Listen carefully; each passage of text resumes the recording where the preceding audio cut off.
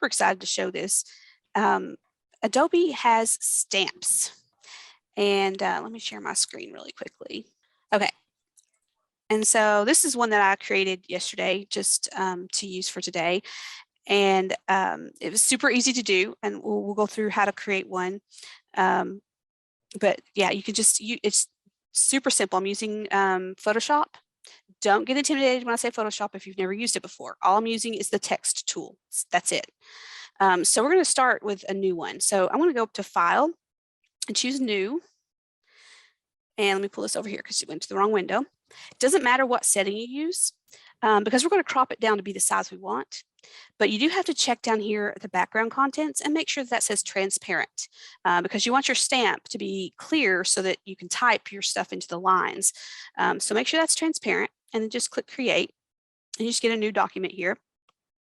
And all I do is select this text tool and go over here and click and type what I want. And I can change the font. You have this font settings up here just like you do in Word. Change the size of it, change the color of it, however you want to do it. So you can create anything you need to create as far as the stamp goes. We can do, you know, just as an example, we can do one for faxed and we can say date, and give me just a second and I'll fix that weird size thing.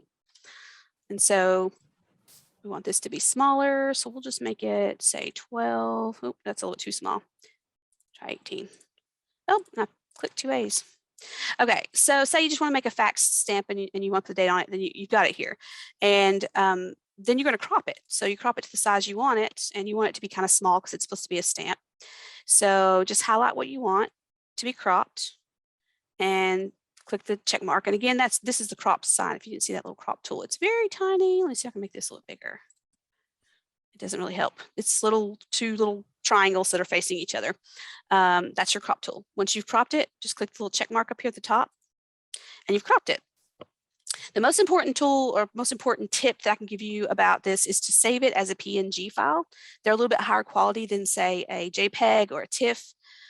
So to do that, you want to use the keystrokes of Control-Alt-Shift-S. And when you do that, you get a little box like this. You want to save as PNG 24. That's a good quality print so that it doesn't get distorted when you make it bigger or smaller. And you'll just say save and you'll save it, say on your desktop or wherever you want to save it. We're going to call this one faxed. And then once you've created it, we got to put it in Adobe. So let me go to Adobe. And I've just got a sample invoice over here just so we can stamp it up and see what happens. And when you go to Adobe, this is not open automatically, the stamp thing. So let's go over. So you go to Tools and you go to Stamp. And when you click that, this little toolbar comes up. Now to add a stamp, you go to Custom Stamps and go to Create and browse for that stamp. So we're going to look for that faxed stamp. So I'm going to go to the desktop. And there's the faxed one. So we're going to add that one in. And we'll say OK. And then I'm going to put it in my finance stamps. That's just the best place for me to put it. And I'm going to give it a name and say OK. And now when I go to my stamps over here on the left, I can go to finance and I can find that fax stamp. Now notice it's really big. In Photoshop, you can resize this. I'm going to show you how to do that in just a second, but you can also resize it here. You can make it as small or as large as you want. And the reason I make mine kind of large is because there's less distortion that happens going from big to small instead of small to big. If you had a really small stamp and then you needed it to be bigger for some reason and you try to enlarge it, it might come out blurry or not great looking. So that's why I start out with big ones, but you can make it smaller. So let's go back over here and let's do the invoice one smaller because the one I have is quite big. So if you want to resize it, you just have to go up to Image, Image Size. And right here you see the inches, and you can change this to inches if it's not inches already. It may be percent, it could be points, who knows, pixels. Change it to inches so you know what it looks like. And you can just make it smaller. So they're tied together. So if you change this one to 3, this one's automatically going to change to a smaller size. And you can say OK. And then you'll want to do that Control-Alt-Shift-S again, because you want to make sure this is saved as a PNG. Again, that's Control-Alt-Shift-S. And then change it to PNG 24. We're going to save it on the desktop, and we're going to call this one small at the end. And again, if you want to add it into your Adobe, you just go over here to Custom Stamps, Create, and we're going to find that small one. Say OK. And this one's going to go in Finance as well. And we're going to say, I'm going to say Invoice Small. Okay, so now if you notice, I have the original invoice stamp and the small one. It doesn't show the names of them, so this is the original one. And see, it's very large. But I also have this new smaller one. And again, you can make this smaller too. You can stamp on it. You can go ahead and stamp it on your document. You can size it to whatever size you want it to be. If you want to take the time to figure out the size of your physical stamp and make it that size, and that way you don't have to resize it, it's still very small. Maybe you've got some sight impaired people in your office and they need a larger stamp, you can make it larger, and that way you have it. Again, so you have your stamp on here, and because it's clear, you can go to your tools and edit PDF just like you would normally type on a PDF and say add text. And you can type in your account number and all the pertinent information it shows. And that's the transparency of it. So if it weren't transparent, you wouldn't see this. It would be behind the stamp and you wouldn't see it. You wouldn't see the typing. So that's the important to have that transparency.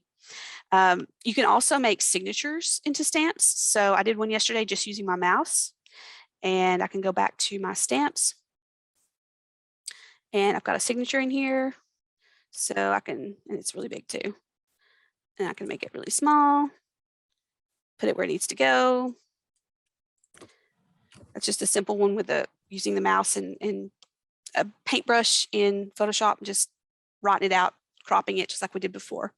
If you have a tablet and a stylus, or a phone with a stylus, and can record it that way, you can get to Photoshop through your phone or your tablet, and you can have a more quality signature. But this works for me. I just did it on the regular computer with a mouse. Here's some more examples. This is one I did yesterday, and you see these little icons. So maybe you want to just make sure that someone uploads this document when they're done to your SharePoint or your OneDrive or Google Drive. You could have a cloud upload icon on here, and you can actually add comments to it. So when I right click or double click on it, you see this comment over here: don't forget to upload to shared services SharePoint files, and then it gives the direction of how to get to the right file. You can also say, okay, that's done, it's added. It's been added, so we've got this check mark there. You could use another kind of icon that says, this is time sensitive. Please make sure it gets done by a certain date. You could have one that says, make sure you add this to your to-do list, or check this off of your to-do list when this is done, something like that. So these little icons are actually just freebies that I got from online, and I have that open. Let me find it. Okay. So this site, it's on Canva. It's one of their sites. They have a list of the best places to get these little icons for free. So I'll put this in the chat because I think this is a good resource to use. You can go on there and you can download their icons, and they have lots of lists of different places to go and get them, and they have lots of different ones for different reasons, but they're all free. So you can download them and you can, utilize them the way you need to. Some of them come as separate files, so you get individual icons as a file, and that's how some of the ones I have on there are. Let's see back here. I think these three came from one source that they were each individual files, but this one actually came from a source that was one big sheet of files, and so all I did was crop that one out that I wanted and saved it. So, and I can show you that. Let's see. So let's open.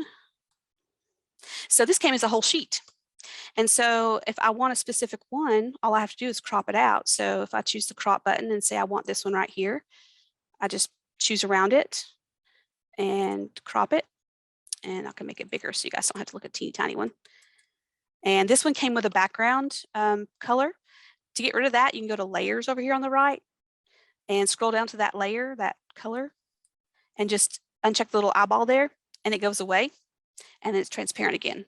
So if you ever get a sheet of them like that, that's the way to do it. So layers, scroll down to the color, uncheck it with the little eyeball there, and then again, you just do the Control Alt Shift S and save it wherever you want to save it.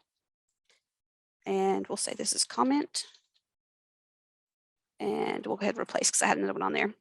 You can make these different colors too. You can get fancy with this. If you have experience in Photoshop, you can use, the tools that you know how to use. I've chosen to fill bucket in red, and I can just, that's not what I meant to do, sorry. Let's just Control Z. Sorry, guys. And then you can select the edges of the icon. Well, it didn't work on this one. Sorry, guys.